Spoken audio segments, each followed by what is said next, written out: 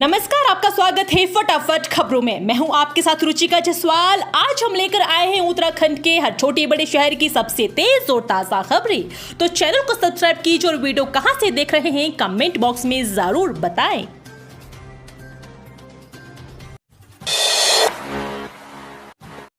उत्तराखंड के युवाओं के लिए खुशखबरी, जल्द मिलेगा युवा आयोग, बनेगी युवा नीति। प्रदेश में जल्द ही युवा आयोग का गठन होगा और नई युवा नीति अस्तित्व में आएगी।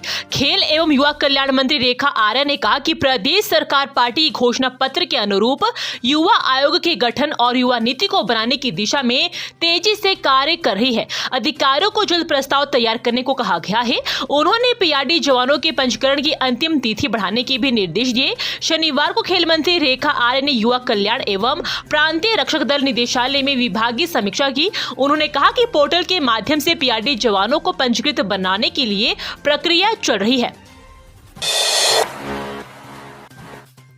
बदलेंगे स्क्रैप नीति के मानक, प्रति जिलों में खुल सकेंगे छोटे कबाड़ केंद्र। प्रदेश में अब प्रति क्षेत्रों में भी छोटे और कम खर्च वाले कबाड़ केंद्र बन सकेंगे। इसके लिए वाहनों को कबाड़ में बेचकर नए वाहन के टैक्स में छूट के लिए लाई गई स्क्रैप पॉलिसी में बदलाव होगा। परिवहन विभाग इसकी तैयारियां कर रहा है। सरकार ने पिछले साल स्क्रैप नीति जारी की थी। इसके तहत गैर सरकारी या निजी वाहनों को स्क्रैप में भेजने के लिए सरकार प्रोत्साहन दे रही है। अगर आप अपना वाहन स्क्रैप सेंटर में देंगे तो आपको बाजार भाव के हिसाब से उस सेंटर की ओर से पैसा दिया जाएगा। सुबह शाम गिरने लगा तापमान, दिन में धूप कर रही परेशान, 24 के बाद बारिश का अलर्ट।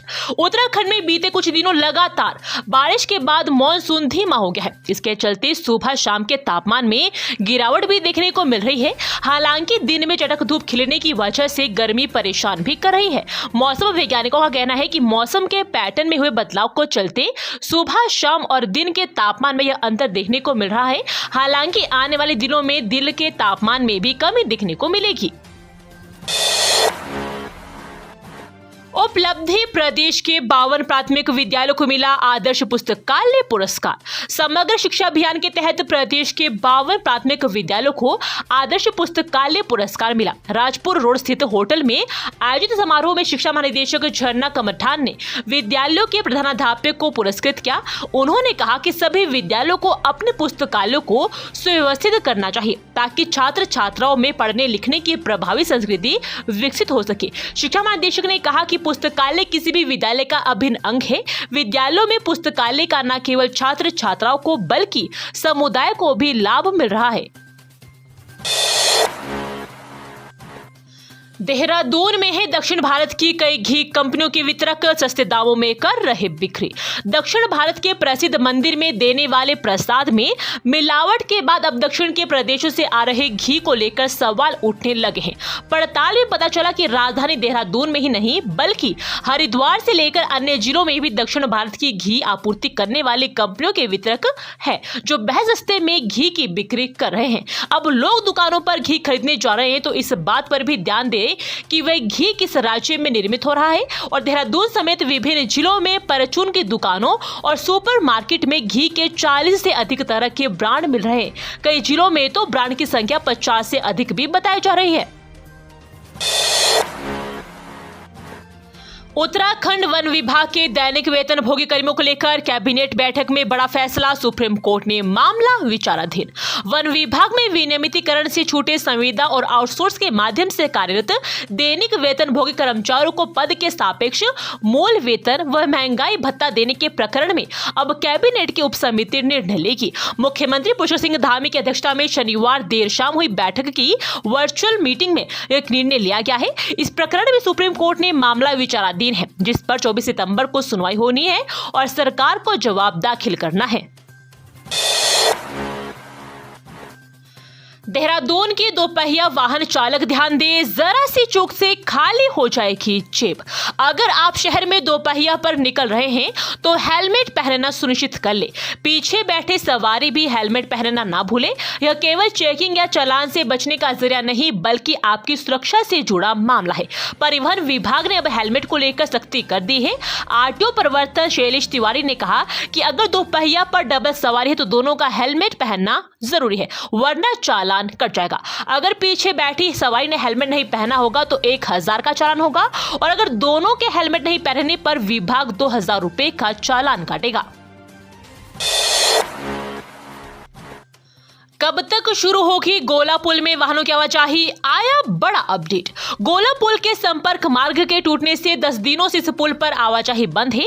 गोलापुर, चोरकलिया, बरेली व पीलीभीत से आने वाले लोगों को लंबा सफर तय कर काठ गोदाम होकर हल्द्वानी पड़ रहा है। इससे लोगों को परेशानी भी हो रही है। ऐसे में कुमाऊं कमिश्नर एवं सीएम के सचिव दीपक रावत शनिवार को गोला पुल का निरीक्षण करने पहुंचे। अंतर्राष्ट्रीय स्टेडियम का भी निरीक्षण किया। उन्होंने कहा कि गोलापुर 20 दिन के भीतर हल्के वाहनों के लिए खोल दिया जाएगा। इसके लिए उन्होंने NHAI व लोक निर्माण विभाग के अधिकारियों को निर्देशित किया। गोला पुल के पास हल्द्वानी की ओर से संपर्क मार्ग 14 सितंबर को भूस्खलन के कारण क्षतिग्रस्त हो गई थी। तब से इस पुल से आवाजाही बंद है। तड़के बीच सड़क पर जल रही थी चिता, मचा हड़कंप। घटनास्थल के हाल देख पुलिस भी हैरान। गंगनहरी पटरी पर एक पुरुष का अधजला शव मिलने से हड़कंप मच गया। हत्या के बाद गंगनहर पटरी पर शव जलाने के प्रयास की आशंका है। सुबह गंगनहर पटरी पर दौड़ लगा रहे युवकों की सूचना पर पुलिस मौके पर पहुंची थी। शव का अधिकांश हिस्सा जल जाने से शिनाख्त होना मुश्किल हो रहा है। SSP समेत अन्य पुलिस अधिकारियों ने मौके पर पहुंचकर घटना की जानकारी ली। पुलिस शिनाख्त के प्रयास भी कर रही है। शनिवार की सुबह मोहम्मद जट निवासी कुछ युवक नसीरपुर गंगनहर पुल से गुरुकुल नार्सन की ओर मॉर्निंग वॉक कर रहे थे। उत्तराखंड के एक और गांव में बाहरी लोगों के प्रवेश पर प्रतिबंध, केवल एक शर्त पर मिलेगी एंट्री। रुद्रप्रयाग के ओखीमठ और टिहरी के कठूर व माणदा गांव की तर्ज पर अब चमोली जिले के देवाल के उल्लंगड़ा गांव में भी फेरी वाले और बाहरी मजदूरों का सत्यापन अनिवार्य कर दिया गया है। ग्रामीणों ने बैठकर यह निर्णय लिया कि अब बिना सत्यापन के कोई भी फेरी वाला या मजदूर गाँव में प्रवेश नहीं कर पाएगा। गाँव के प्रवेश सीमा पर इस आशय का साइन बोर्ड भी लगाया गया है। नियम न मानने वाले पर 500 रुपए के जुर्माने का भी प्राविधान किया गया है। शनिवार को ग्राम प्रधान अंशी देवी की अध्यक्षता में ग्रामीणों की बैठक हुई। इसमें चिंता जताई गई कि बाहर के कुछ लोगों की गांव में आवाजाही बढ़ी है। वे बिना रोक टोक के गांव में प्रवेश भी कर रहे हैं। दून अस्पताल की इमरजेंसी के पीछे शौचालय में मिला भ्रूण, देखते ही मचा हड़कंप। दून अस्पताल की इमरजेंसी के पीछे शौचालय में एक भ्रूण मिला है। भ्रूण को वहां देख हड़कंप मच गया। स्टाफ ने इसकी सूचना पुलिस को दी और पुलिस ने भ्रूण को वहां से हटाया और शौचालय पर ताला लगा दिया है। दिल्ली से घूमने आए थे 5 युवक, 2 नहाते समय गंगा के तेज बहाव में बहे, तलाश में जुटी SDRF। ऋषिकेश में दिल्ली से आए 2 युवक गंगा के तेज बहाव में बह गए। SDRF की टीम ने सर्च अभियान चलाया, लेकिन अभी तक उनका कोई सुराग नहीं लगा है। जानकारी के अनुसार दिल्ली के 5 युवक आकाश पुत्र इंद्रपाल, संदीप पुत्र गणेश, सचिन पुत्र रामतीरथ निवासी कल्याण कैंप दिल्ली, राजीव चौधरी पुत्र सुभाष चंद्र निवासी साकेत दिल्ली और महेश पुत्र डाल चंद निवासी शक्ति बिहार मीठापुर दिल्ली ऋषिकेश घूमने आए थे। सुबह सभी युवक शिरपुरी में गंगा में नहाने गए थे। भवाली अल्मोड़ा हाईवे पर पहाड़ी से आया मलबा बोल्डर, सड़क के दोनों ओर लगी वाहनों की लंबी कतार। भवाली अल्मोड़ा हाईवे पर कवाड़ा पुल के पास अचानक पहाड़ी से भारी मात्रा में मलबा और बोल्डर सड़क पर आ गिरे, जिससे हाईवे पर यातायात ठप हो गया है।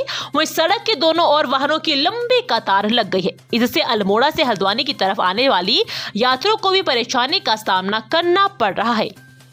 ये थी आज की फटाफट खबरें। हम मिलेंगे अगले बुलेटिन में, तब तक के लिए धन्यवाद। जय हिंद।